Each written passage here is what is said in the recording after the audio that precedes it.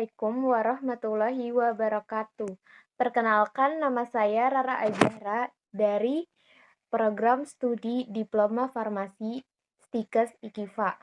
Di sini saya ingin mempresentasikan hasil karya tulis saya yang berjudul Gambaran Pengetahuan Masyarakat RW 022 Kelurahan Harapan Jaya, Kecamatan Bekasi Utara, tahun 2022 tentang penggunaan obat tradisional. Bab yang pertama, pendahuluan, membahas tentang latar belakang, perumusan masalah, tujuan penelitian, dan manfaat penelitian. Latar belakang. Berdasarkan hasil riset kesehatan dasar, tahun 2012 menunjukkan 50% penduduk Indonesia yang sudah menggunakan obat tradisional untuk memelihara kesehatan dan mencegah penyakit. Penggunaan obat tradisional telah diterima oleh masyarakat penduduk di negara berkembang maupun di negara maju. Penduduk Indonesia sebagian 49,5% masih menggunakan pengobatan tradisional berupa jamu-jamuan. Dan 4,5% diantaranya menggunakan obat tradisional setiap hari, dan sisanya hanya sesekali. Obat tradisional tersebut dapat berupa obat racikan atau obat yang dibuat melalui industri. Negara Indonesia memiliki kekayaan tersendiri dalam pengobatan tradisional. Dari 30.000 spesies tumbuhan yang ada, 7.000 diantaranya merupakan tumbuhan alam yang dapat digunakan sebagai obat tradisional yang berada di seluruh daerah masyarakat Indonesia. Indonesia juga memiliki sekitar 280.000 orang yang menggunakan pengobatan tradisional dengan praktis menurut daerah masing-masing. Ramuan obat tradisional di Indonesia tidak hanya dapat digunakan untuk pengobatan saja. Untuk saat ini, banyak masyarakat yang menggunakan obat tradisional sebagai kosmetik, obat suplemen, atau multivitamin yang dibuat dari bahan alam. Di Indonesia juga memberikan landasan hukum terhadap obat tradisional yang dikeluarkan oleh Menteri Kesehatan Republik Indonesia nomor 381 Menkes SK 3 2007 menjelaskan tentang kebijakan obat tradisional nasional. Tujuannya itu untuk menjamin mutu dan kualitas obat tradisional, khasiat dan keamanan, dan teruji secara ilmiah supaya dapat dimanfaatkan dengan baik untuk pengobatan di kalangan masyarakat. Perumusan masalah. Bagaimana gambaran penggunaan obat tradisional di lingkungan masyarakat RW 022 Kelurahan Harapan Jaya, Kecamatan Bekasi Utara, tahun 2022. Tujuan penelitiannya di sini terbagi menjadi dua. Yang pertama, ada tujuan umum. Tujuan umum itu untuk mengetahui tentang penggunaan obat tradisional di lingkungan masyarakat RW 022 Kelurahan Harapan Jaya, Kecamatan Bekasi Utara, tahun 2022. Tujuan khususnya untuk mengetahui tingkat pengetahuan masyarakat tentang penggunaan obat tradisional di lingkungan masyarakat RW 022 Kelurahan Harapan Jaya, Kecamatan Bekasi Utara. Manfaat penelitian terdiri menjadi dua. Yang pertama, manfaat bagi peneliti. Manfaat bagi peneliti itu untuk menambah wawasan mengenai penggunaan obat tradisional di lingkungan masyarakat RW 022 Kelurahan Harapan Jaya, Kecamatan Bekasi Utara, serta menerapkan ilmu pengetahuan yang diterima selama perkuliahan. Manfaat bagi masyarakat itu untuk menambah pengetahuan masyarakat mengenai seberapa pentingnya obat tradisional untuk menjaga kesehatan, baik pencegahan, pengobatan, maupun pemeliharaan kesehatan.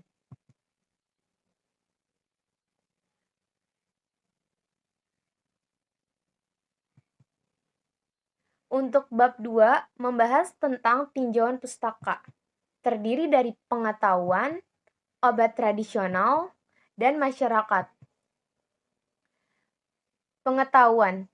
Pengetahuan adalah hasil penginderaan manusia atau hasil tahu seseorang terhadap objek melalui indera yang dimiliki, menurut Noto Atmajo 2010. Menjelaskan bahwa pengetahuan seseorang merupakan faktor awal dari suatu perilaku yang diharapkan dan berkolerasi positif dengan tindakannya. Yang kedua, obat tradisional.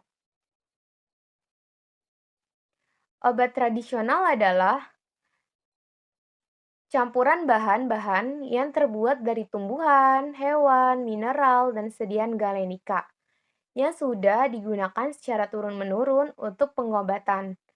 Bahan alam yang digunakan sebagai obat tradisional diperoleh pada bagian tanaman yang diperoleh dari simplicia, yaitu daun, rimpang, bunga, biji, kulit, dan kayu yang telah dikeringkan untuk digunakan sebagai pengobatan. Obat tradisional terdiri dari 3. Yang pertama, jamu. Jamu adalah obat tradisional yang mengandung bahan baku alami yang memiliki bentuk seduhan, serbuk, pil, dan kapsul. Yang kedua, obat herbal terstandar. Obat herbal terstandar adalah obat tradisional yang terbuat dari ekstrak yang berasal dari tumbuhan, hewan, mineral yang keamanan dan khasiatnya sudah dibuktikan dengan uji praklinik dan bahan bakunya sudah terstandarisasi. Yang ketiga, membahas tentang fitofarmaka. Fitofarmaka adalah obat tradisional yang telah dibuktikan pada keamanan dan khasiatnya secara ilmiah dengan uji praklinik dan uji klinik. Bahan baku dan produk jadinya sudah terstandarisasikan. Lalu cara pembuatan obat tradisional terbagi menjadi 5. Yang pertama, direbus untuk diminum. Yang kedua, direbus untuk pemakaian luar. Yang ketiga, dicincang atau diparut atau ditumbuk lalu ditempelkan atau dioleskan ke bagian tubuh yang sakit. Yang keempat, diseduh dengan air matang lalu diminum. Yang kelima, ditumbuk atau diparut lalu diperas untuk diminum. Lalu ada macam-macam obat tradisional. Macam-macam obat tradisional terdiri dari 5. Yang pertama, serbuk. Sediaan obat yang berupa partikel dari simplicia, ekstrak, dan campuran yang dibuat dengan derajat kehalusan tertentu. Yang kedua, serbuk instan. Sediaan obat tradisional yang berupa serbuk yang berasal dari ekstrak simplicia yang saat digunakan harus dilarutkan terlebih dahulu dengan air. Yang ketiga, ada pil. Sediaan obat tradisional yang berbentuk bulat dan memiliki bahan baku seperti serbuk simplicia dan ekstrak. Lalu yang keempat, ada seduhan, yaitu hasil sarian yang berbentuk cair diperoleh dengan cara menyeduh simplicia atau serbuk simplicia dengan menggunakan air mendidih. Lalu yang kelima ada parem, pilis, dan tapel. Sediaan padat obat tradisional yang bahan bakunya serbuk simplicia dan ekstrak yang digunakan untuk pemakaian obat luar dicampur dengan air. Kemudian ada kelebihan dan kekurangan obat tradisional. Kelebihannya diantaranya, obat tradisional memiliki efek samping yang sangat relatif kecil dibandingkan dengan obat modern. Memiliki ukuran dosis yang tepat, waktu penggunaan yang tepat, penggunaan obat yang tepat, dan pemilihan bahan baku yang tepat sesuai dengan persyaratan mutu. Lalu kekurangannya, itu obat tradisional memiliki efek farmakologis yang lambat, dikarenakan rendahnya kadar senyawa yang terkandung di dalam tanaman. Obat yang digunakan sebagai bahan dasar pembuatan obat tradisional. Lalu ada larangan obat tradisional. Menurut Kepala Badan Pengawas Obat dan Makanan, nomor HK 0005411384, diantaranya.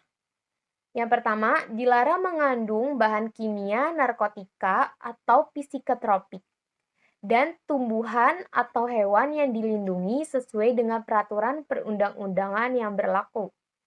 Dilarang dalam bentuk sediaan intravena, tetes mata, parenteral, suppositoria, kecuali digunakan untuk wasir. Lalu, obat tradisional dalam bentuk sediaan cairan, obat dalam tidak boleh mengandung etil alkohol dengan kadar lebih besar dari 1% kecuali dalam bentuk sediaan tinktura. Di sini juga ada kriteria dalam pengisian kuesioner.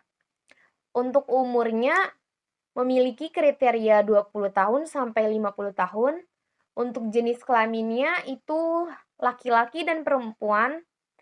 Pendidikannya itu SD, SMP, SMA, SMK, diploma, dan sarjana. Pengetahuan masyarakat tentang penggunaan obat tradisional. Kuesioner ini dibagikan kepada responden menggunakan skala Likert yang terdiri dari 5 pilihan. Yang poin kelima sangat setuju, poin keempat setuju, poin ketiga ragu-ragu, poin kedua tidak setuju, dan poin 1 sangat tidak setuju.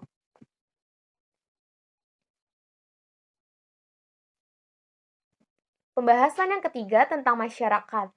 Masyarakat adalah kumpulan manusia yang saling bergaul dalam ilmiah, adalah saling berinteraksi. Suatu kesatuan manusia dapat mempunyai prasarana melalui warga-warganya, dapat saling berinteraksi.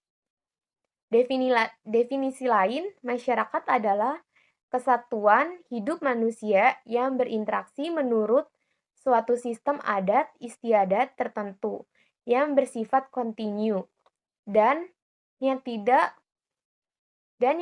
terikat oleh suatu rasa identitas bersama. Untuk bab yang ketiga, membahas tentang metodologi penelitian. Metodologi penelitiannya menggunakan deskripsi kuantitatif. Lokasi penelitiannya itu di lingkungan masyarakat RW 022, Kelurahan Harapan Jaya, Kecamatan Bekasi Utara, tahun 2022. Instrumen penelitian. Jenis data yang digunakan dalam penelitian ini adalah data primer. Dan yang terakhir, populasi dari penelitian. Penulis dalam penelitian ini menggunakan cluster random sampling. Diambil dari 20% dari total 12 RT menjadi 3 RT yang akan digunakan sebagai penelitian. Penulis menentukan dengan cara dilakukan pengocokan dan hasilnya jatuh di RT 006, RT 009, dan RT 004. Berikut daftar pustaka.